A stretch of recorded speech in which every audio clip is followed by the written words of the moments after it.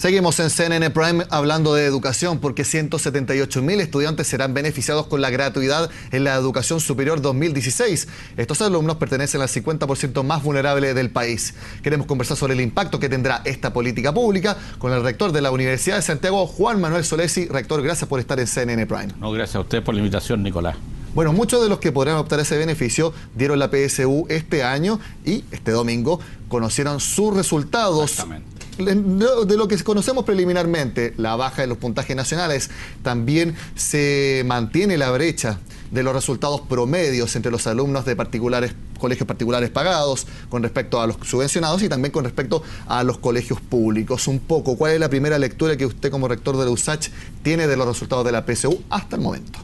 A ver, la verdad es que tengo una mirada como todos los años, ¿no? No una mirada distinta, digamos. O sea, desde el año 2012 se viene observando una pequeña disminución en la brecha, pero es pequeña todavía, por lo tanto es razonable decir que se mantiene la brecha, pero no ha cambiado de orientación, de cambiar a la baja, llegó a 150 puntos, digamos, y hoy día estamos en 136, algo así. Digamos. 136, sí. Claro, entonces estamos bajando, yo diría un poquito, lentamente.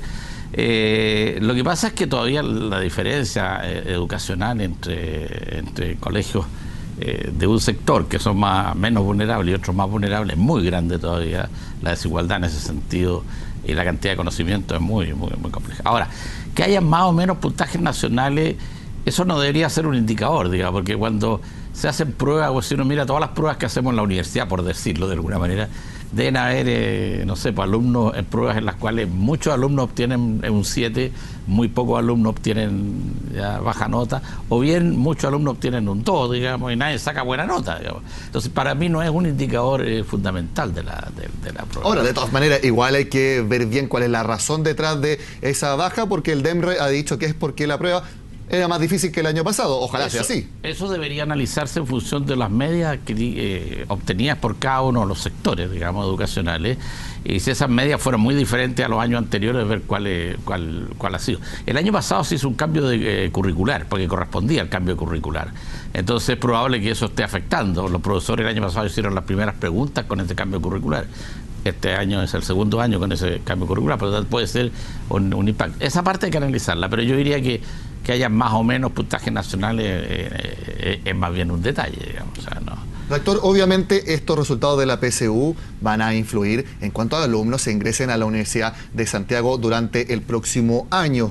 Un año que, como todos sabemos, tiene este proyecto de ley corta de gratuidad que va a ser solamente por un año. Usted, por ejemplo, para el caso de la USACH, ¿cómo cree que va a impactar esta medida? ¿Van a sumarse más alumnos a su plantel, usted cree, con este beneficio? A ver, nosotros pensamos que la gratuidad, como Universidad del Estado, pensamos que la gratuidad es algo necesario en el país. Era algo necesario. Era algo que mucha gente no entendía, pero que finalmente todos llegaron a pedir que hubiera gratuidad. Todos queríamos al final gratuidad, ¿ya? Y estábamos tratando de ver que hubiera una forma u otra, pero que hubiera. Incluso aquellos que renegaron de la gratuidad en un principio, digamos. Porque yo creo que hay cosas que son importantes en un país, por ejemplo. En ningún país del mundo la educación estatal o la educación pública es financiada con otra cosa que no sean los recursos de todos los contribuyentes, digamos, en este caso de todos los chilenos. Porque es la única forma de que el Estado tenga un elemento para poder regular el sistema de educación superior. ¿Qué va a pasar en mi universidad? Probablemente vamos a tener más estudiantes que quieran acceder y que antes no podían porque nosotros teníamos una dificultad de que cobrábamos el arancel, en algunos teníamos becas, en otros no teníamos becas. Claro, y los recursos para becas son finitos. Claro, pero hay que pensar que en las universidades del Consejo de Rectores, la mayoría de los estudiantes estaban muy cercanos a la gratuidad, porque tenían becas equivalentes al arancel de referencia. Y la diferencia para cumplir el arancel real, así, la cubrían las universidades, ya sea con fondos solidarios o con, ¿cómo se llama?, con créditos de la misma institución. Entonces, eso va un poco a desaparecer y deberíamos tener desde ese punto de vista mayores estudiantes, digamos, que pudieran estar interesados en nuestras universidades en base a la gratuidad. Como resumen, el hecho de que universidades como la Pontificia Universidad Católica o la Finisterra, que han sido bastante críticas de la gratuidad, finalmente se hayan adherido a 2016, es una buena señal a su juicio. Yo creo que es una buena señal Yo creo que ellas han sido compañeras de ruta de las universidades del Estado durante muchos años, excepto las universidades privadas que están al margen del Consejo de Rectores, y que por lo tanto no veíamos el por qué no. Probablemente a ellas les habría afectado más el no tener gratuidad, porque un alumno en una misma carrera, frente a la gratuidad y teniendo puntaje comparado con una que tuviera gratuidad, probablemente podría elegir la que tuviera gratuidad, claro, frente al mismo puntaje y la misma carrera, digamos, y una calidad razonablemente igual, 7 años o 6 años o 7,6, digamos, podría elegir. ¿Pero usted cree que podría ser razonable también que un alumno, una misma carrera, con universidades similares en cuanto a calidad, pero él tiene la percepción de que una universidad es mejor que la otra, se incline por la que él cree que no es la mejor, simplemente porque tiene gratuidad? ¿Podría darse escenario? Sin lugar a duda. En un ambiente tan mercantilizado como es Chile, probablemente eso ocurra con más frecuencia de lo que me gustaría, digamos. ¿O usted cree que eso no sería algo positivo? ¿Que solamente se elija porque es gratuidad, no? No sería algo positivo. Por eso que es bueno que buenas universidades entren a la gratuidad. Que buenas universidades entren a la gratuidad para dar la oportunidad, digamos, de que hay estudiantes que están en gratuidad y que puedan estudiar en esa universidad. Si no, habría sido mucho más complejo, porque el traslado de estudiantes podría haber sido mucho mayor de unas instituciones hacia otras.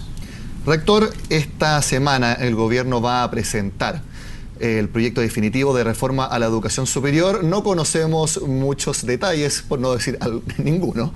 ¿Qué espera? ¿Qué le gustaría? Si ya debemos entrar definitivamente. Se va a hablar de financiamiento, eso está claro, pero también deberíamos ya empezar a hablar de la calidad de los ramos, de los contenidos que se enseñan en la sala de clase, que es donde prácticamente es un cliché, pero no pierde por eso fuerza, donde se juega el futuro de los chilenos. Yo quisiera hacer una pequeña acotación, si me permites, antes. El rector Benítez, del cual tengo un gran aprecio, de la Universidad Adolfo Ibáñez. De la Universidad Adolfo Ibáñez. Ha estado sosteniendo de que, claro, las universidades del CRUCH hemos tenido el tiempo para debatir, para conocer el proyecto de gratuidad, distintas alternativas, distintas fórmulas, y también el proyecto de ley de educación superior. Y yo le quería decir que lamentablemente nosotros no hemos conocido nada de eso. No conocimos nunca las alternativas de gratuidad, no conocimos nunca el proyecto, no conocimos nunca, ni hemos conocido hasta la fecha el proyecto de educación superior que usted me pregunta. Yo pienso, y pienso porque no conozco el proyecto. De hecho, hace días pasados me dijeron que andaba circulando un borrador como 90 páginas, qué sé yo, y el rector Sánchez hizo una alusión a eso, de la Universidad Católica, de la Pontificia Universidad Católica, pero la verdad es que después yo pregunté y me dijeron que era un tema, un borrador antiguo, digamos, no era una cosa.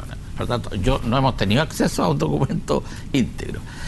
Y por lo tanto, lo que voy a decir tiene que ver con lo que yo pienso que tiene que ocurrir independientemente de lo que el proyecto diga. O sea, yo creo que lo primero que tiene que resolverse es el tema de calidad.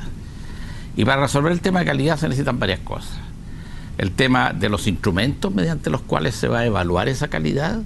Serán estándares, digamos, serán metas, serán resultados, tendrá que haber una mecánica. La institucionalidad bajo la cual se va a resolver el tema de la calidad, o sea, ¿quiénes van a ser los organismos? ¿Van a ser independientes? ¿Van a ser transparentes? O sea, tienen que ser independientes, tienen que ser transparentes. Pero para ser transparente y para ser independiente, por ejemplo, yo al presidente de la comisión de acreditación, que se nombre, yo tengo que pagarle un sueldo y tengo que sacarlo de la universidad donde está. Probablemente va a venir de una universidad. O a lo mejor hay que traerlo de afuera, no lo sé, del extranjero. Pero no pueden haber comisionado que la universidad les paga el sueldo y el Estado les da una dieta pequeña, digamos, para que hagan su pega, digamos. Tendrían que ser personas que revisen su propio trabajo. Exactamente. Entonces, eso se lleva aunque yo no tengo ninguna duda sobre los integrantes actuales, digamos, no lo que pasó hace 4 años atrás, digamos, pero no me cabe duda que en un futuro tiene que ser trabajado de esa forma. La relación entre calidad y superintendencia.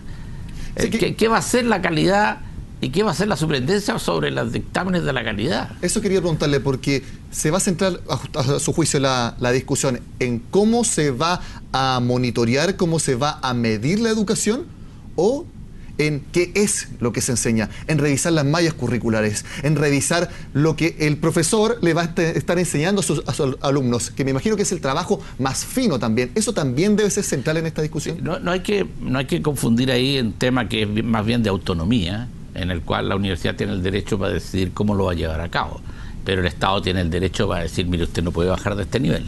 Claro. usted no puede bajar de este nivel y yo voy a ser el encargado de vigilarlo de que usted siga a este nivel. Porque yo estoy poniendo platita aquí, que soy el Estado, pongo plata y yo me siento de decirle a usted se mantiene en este nivel. Yo tengo el derecho a decir yo voy a usar una técnica nueva de enseñanza y todo, perfecto, pero me llega aquí a este nivel.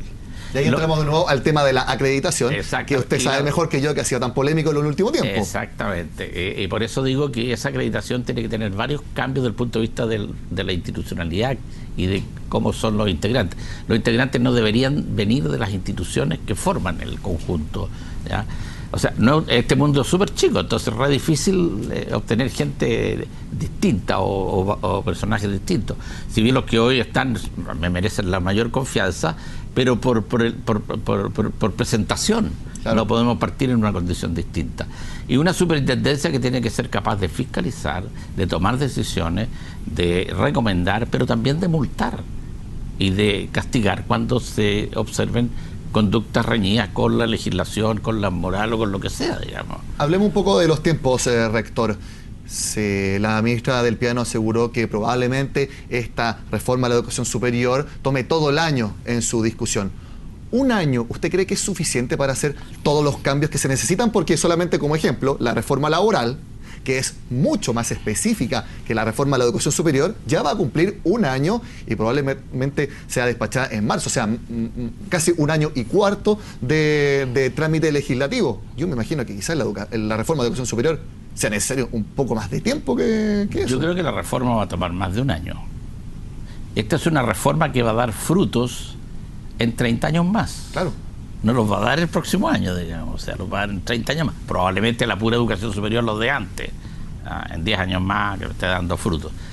Pero por lo tanto, toda la reforma, y hay que tener en cuenta de que el proceso va a ser además de discusión en el Parlamento, porque la misma ministra ha señalado que no va a haber esta prelegislativa de acuerdo. Por lo tanto, nos está indicando a nosotros que vamos a tener que ir al Parlamento a hablar con los parlamentarios y con el gobierno para ver cómo vamos a participar de alguna manera en esta discusión. Pero si se demorara un año, y medio, a mí no me preocuparía si la orientación que lleva es la orientación correcta. ¿A usted le gustaría entonces que el diseño, la propuesta final, sea en base a una discusión que se tome lo que se tome de tiempo y no simplemente obedezca a una fecha determinada por el gobierno, obviamente que tiene un ámbito político detrás? Claro. Yo soy un convencido, le dije el primer día que el próximo año vamos a tener gratuidad asignada presupuestariamente, igual que este año, porque es imposible, la ley no sale antes de septiembre. Entonces vamos a seguir con la ley. O sea, podríamos llegar a otra glosa presupuestaria. Va a haber otra glosa presupuestaria, parecida, arreglada, no sé, pero vamos a llegar a la misma condición de este año, porque es imposible que tengamos ley nueva con financiamiento y todo lo demás. Entonces, imagínense lo que significó la discusión del financiamiento de la glosa este año. Lo que eso va a significar es la discusión del financiamiento de la investigación, de lo que es la relación con el medio de las distintas instituciones, de los distintos tipos de instituciones, los financiamientos que van a haber. Va a ser un tema complejo. ¿Usted qué le pediría? Sabemos que CNN Chile lo ven muchos políticos de todos los partidos. ¿Qué le pediría a ellos para una discusión de este tipo? Que escucharan más a los expertos, a quienes trabajan en las universidades y así se formaron una decisión, pero en base a la experiencia de los profesionales del sector. Sí, en primer lugar nosotros ya le pedimos a la ministra que no presentara esto tal luego, sino que lo presentara el Consejo Rector y le pidió que lo presentara en un mes más o en marzo, digamos, que era un periodo razonable y que en este mes se aprovechara de conocer el proyecto y todo. Que hay un primer sedazo. Que hay un primer sedazo. Parece que las cosas no van a ser así. Y al Parlamento, bueno, no me quedaría nada más que pedirle que nos dieran las oportunidades para que las personas que entienden, probablemente no yo, digamos, pero los que entienden más que yo, digamos, puedan estar presentes en esa discusión y puedan aportar, digamos. Pero cuando uno lanza un proyecto de tal envergadura como este, uno necesita conocer la estructura de filosofía completa, de punta a cabo, antes de entrar al detalle de qué es cada cosa, sino que cuál es lo que significa la superintendencia, qué significa la subsecretaría, cuáles son las labores que va a tener, digamos, cuáles son la agencia de calidad, entonces, para ir viendo más o menos cuál es el esqueleto. Conocer la fotografía entera para hacerse una opinión. Y después entrar a los detalles puntuales. Ahora, fuera del tema de algunos dicen que fuera del tema de financiamiento, y yo creo que hoy día en Chile hay más consenso de lo que uno piensa sobre calidad, sobre acreditación, sobre superintendencia, sobre, ¿cómo se llama?, subsecretaría, sobre ciencia y tecnología, que es lo que se conocía hace 10 años atrás, o lo que se quería hace 10 años atrás. Hoy día nadie dice que la acreditación no tiene que ser obligatoria.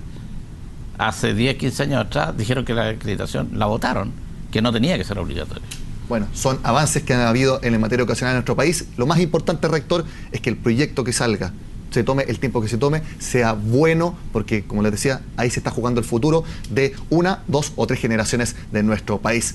Rector Solesi, muchas gracias por estar en CNN Prime. No, muchas gracias a ti, Nicolás, y a CNN por la entrevista.